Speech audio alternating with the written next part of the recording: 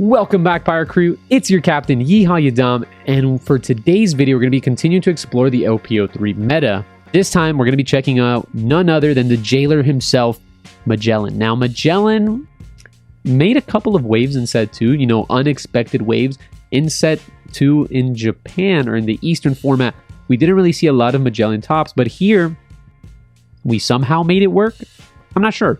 Now, does he get better in OP-03? Does he get worse? What happens to this jailed, poisonous, toxic leader? Well, he gets a little bit more support, which is weird, but yeah, he got a little bit more support, and that support comes in the form of the Minnow Zebra and the Minnow Rhinoceros, right? So you think to yourself, well, we added 6 new cards to the deck. What's that going to do? Well, you bet your sweet buppy this is going to get good. So Minnow Zebra is another jail beast target that you can summon off of Little Sadie. Now, Little Sadie is a very powerful card. It is a 3-cost 2k counter. So all around, the stat lines on this character are off the charts. It states play up to 1 jail beast type character from your hand, right? On play. So if you're going on the odd curve, which this deck wants to do, because the idea is you want to go Mr. Hannibal, find a jailer beast of your choosing, Sadie, play a jailer beast, and then 5-drop Magellan. Like, that all sounds well and good, because now Little Sadie has a lot of targets. First, we were limited to just playing the Minotaur or the Minnow Koala, but now we have access to the Minnow Zebra as well as the Minnow Rhinoceros. So what do these 2 new cards do? Well, the Minnow Zebra is a 1k counter jailer beast that says banish. On KO, just like all the jailer beasts, if your leader has the Impel Down typing, gain a Dawn. Nice. And the Minnow Rhinoceros, what does it do? On KO, it has no like stagnant effect like this one has banish, this one has dual attack, this one has blocker. No stagnant effect, but what does it get? On KO, this card is Queen. And we know just how good Queen is. If we can filter our hand just to get to the really good cards in our deck, and we can do that over and over with Rhinoceros and Queen, well, we're in for a really solid time. We also get a way to facilitate finding our Hell's Judgment because of the Hannibal. We can consistently back-to-back Magellan people. We have Uda as top engine, Jack as hand destruction. There's a lot of spice in this deck. And man, oh man, do I like spice. Let's see what this deck can do by playing a quick game with him and see if he really can take on the meta for OP-03. Let's go.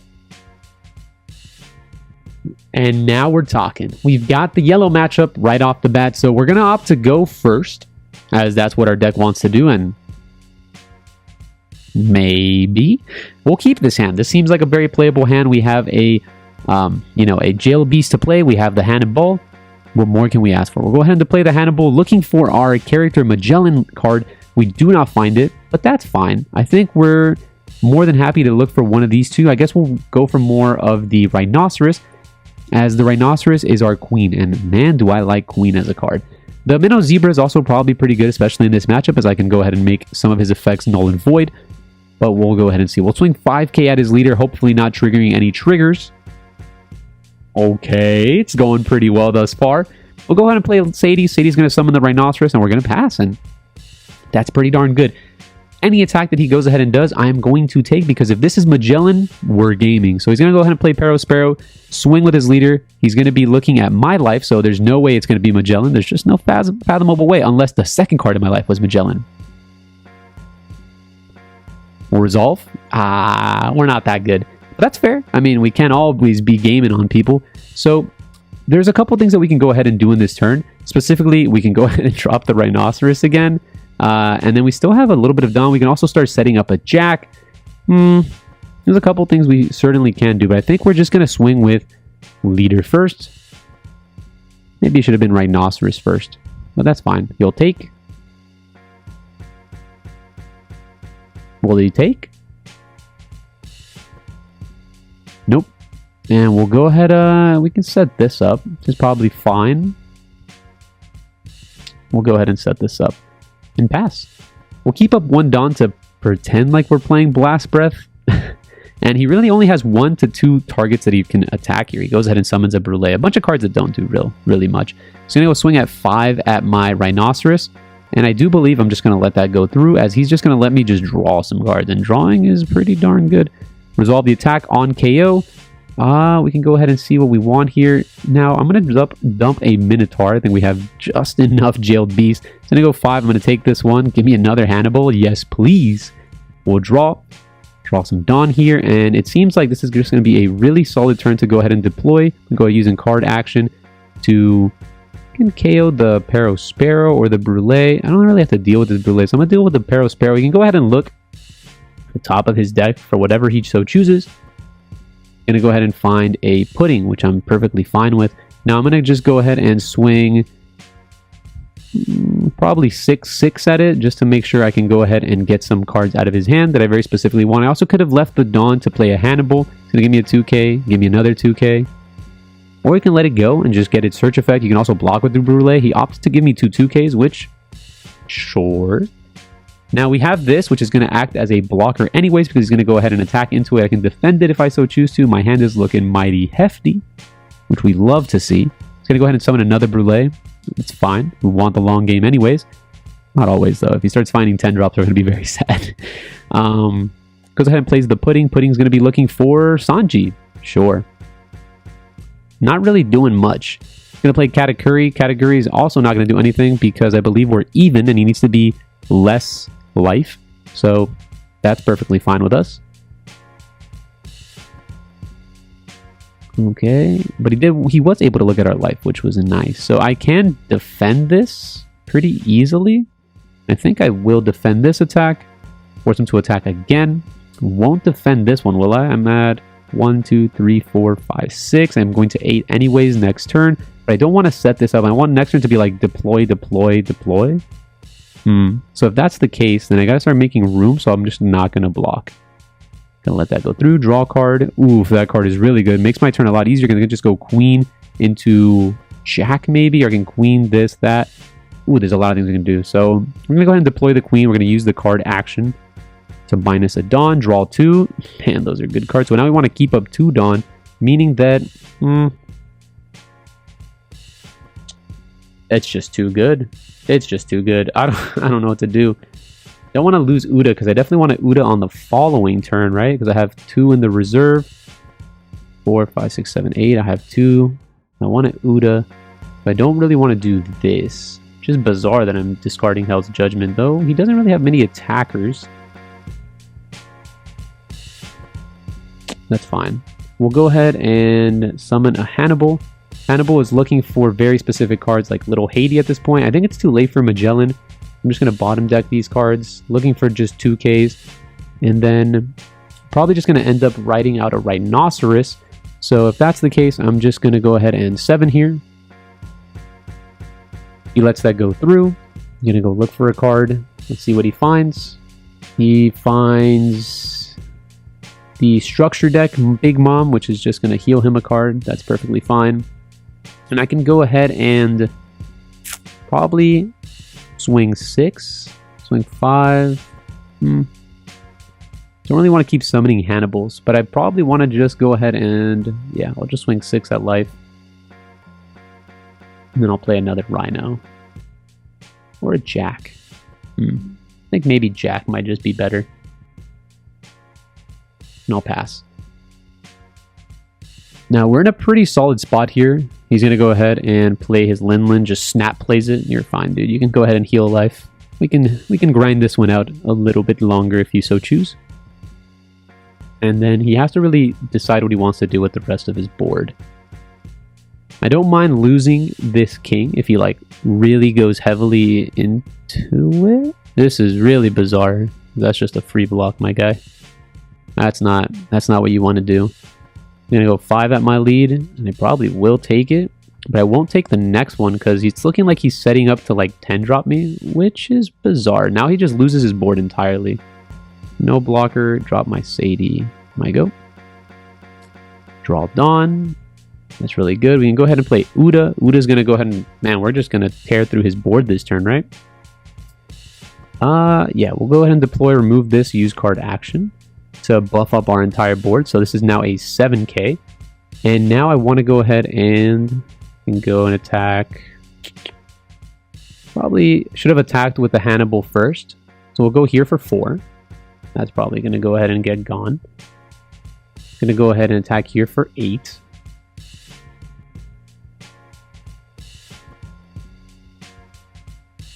He can go ahead and give me all of his Brûlés here. He opts to just combo heavily. I don't see myself attaching any more Dawn this turn, so I'm just going to go ahead and go 8 again. He blocks. I'm going to go ahead and place a Dawn here.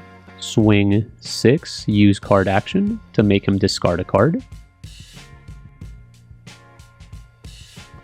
He's going to discard his Big Mom. And then he still has to counter. And then I can go ahead and swing here if I want to, which I think I will. If I can get this card off the board, that's even better for me. He can block here with the Brûlé, but if he doesn't necessarily KO me on the following turn, then he is super dead. And my hand is full of counter power, so we'll see if he's able to do that. This Jack is going to teach him a lesson. Or at least I hope he is. So he's going to go ahead and 10-drop me, which means that he can't lethal me. Right? Gonna hit me for 5. I'm not gonna resolve that. I almost clicked resolve by mistake. Dump a Jack. Gonna hit me for 6. Pitch this. And then hit me for 8. Now I will take the 8 because there's no point in staying at 1 life versus this deck, as they can just go ahead and remove the cards off of my board. So I'm probably going to go ahead and play another one of this character card. Let's start off with a simple no Dawn investment, 8 at 8.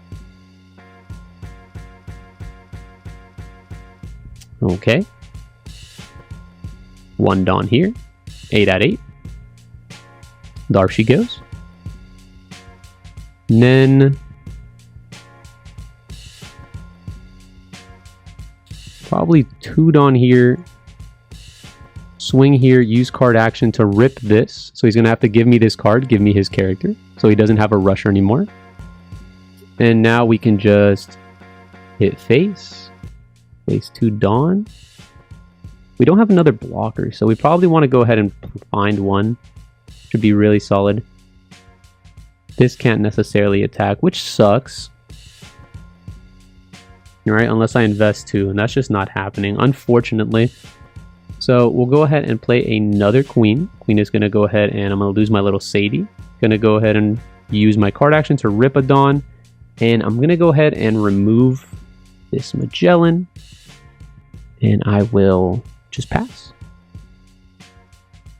Now, once again, he's at 2 cards. Has to have legitimately a drop Katakuri, as that's his only form of removal.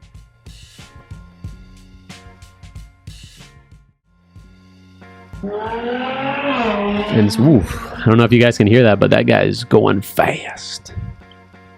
So he played a Charlotte Smoothie. Gonna hit me for 9. And if I can just combo out of the 9, is he just in a terrible spot? 7, 8, 9, 10. I could combo out of the 9. He has 3 Dawn left. The only card that's truly scary is the... Yeah, I'm going to go ahead and not block this. I'm just going to full counter. I got 2 rhinoceroses looking at me, man. He's going to place a Dawn here. I don't know why he placed a Dawn there. It's bizarre. I'm going to keep up 2 for sovereignty. Draw a card. Draw a Dawn. And now he has 2 characters, and I can't necessarily interact with this one, meaning that I just kind of got to go for lethal.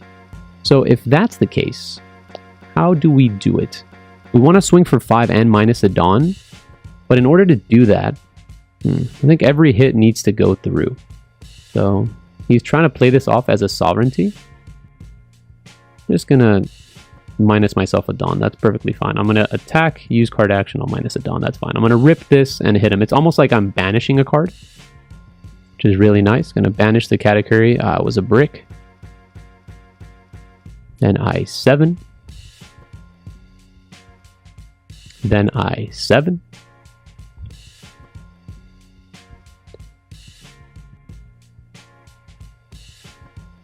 Seven. And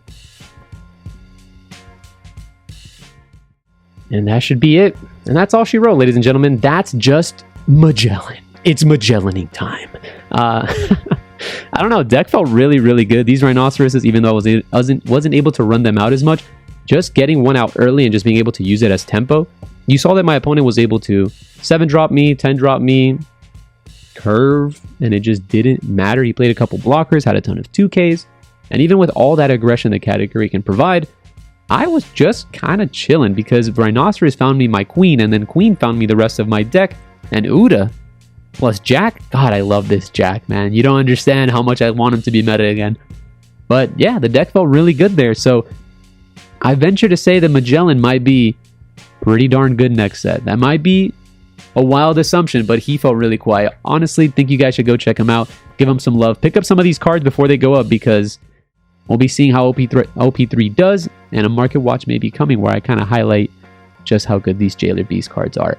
So if you guys like this sort of video, make sure to leave a like. If you have any ways or comments, anything you want to talk about Magellan, how it's actually Magellaning time, leave it in the comments section. And as always, if you haven't joined the Pirate Crew and are enjoying this type of content, make sure to hit that subscribe button down below, and I'll see you guys on the next one. Peace.